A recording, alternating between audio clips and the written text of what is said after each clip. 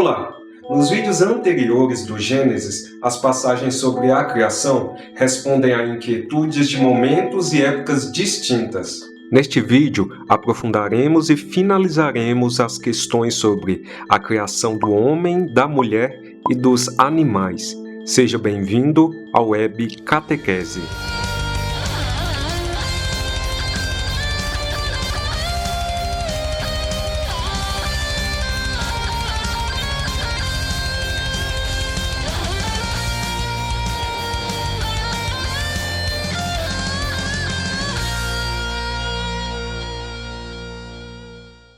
O homem nasce ou procede da terra como uma obra de arte, mas é graças ao sopro de vida de Deus que ele torna-se um ser vivo.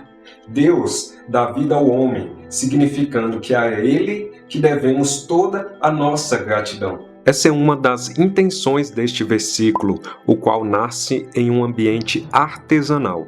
O homem pode até fabricar objetos, mas é Deus quem tem o poder de dar a vida.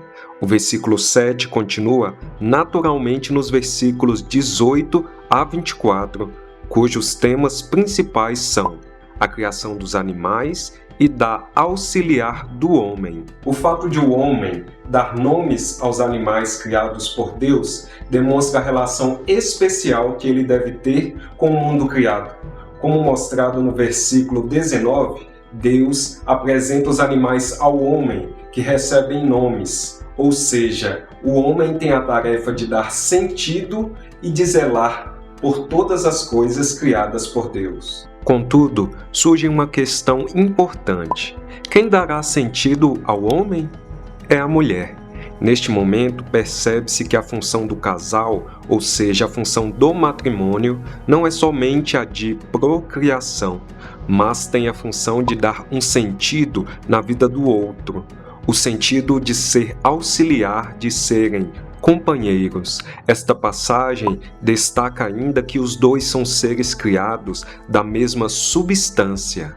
Nos dois pontos, ser companheiros e criados pela mesma substância, pode-se concluir que, sendo seres semelhantes em termos de criação, não se deve haver submissão, mas os dois devem andar lado a lado. Afinal, aquela que vive foi criada a partir do lado do homem. Os dois são destinados a ser um para o outro o sentido de vida. Em nenhum outro ser o homem encontrava completude. Segundo a narrativa, o homem exclama com surpresa ao ver a mulher criada por Deus. Esta sim é osso dos meus ossos e carne de minha carne. O homem sente-se subitamente inspirado diante daquela criatura. Aquele momento é de revelação. Em outras palavras, o homem e a mulher são um para o outro a revelação do que cada um é. Essa passagem parece ser complexa, mas é aqui que alguns estudiosos dizem que não há necessidade de entendimento. Sua compreensão convém a Deus. É por isso que está escrito: o homem adormece profundamente. O sono profundo é o sinal do mistério que cerca a relação homem-mulher. Um é criado para o outro e, quando se unem em matrimônio, obedecem intimamente o projeto de Deus. O matrimônio forma uma nova unidade, um para o outro, para os filhos e para a sociedade. Esta misteriosa união de necessidade mútua encontra-se nas entrelinhas da passagem.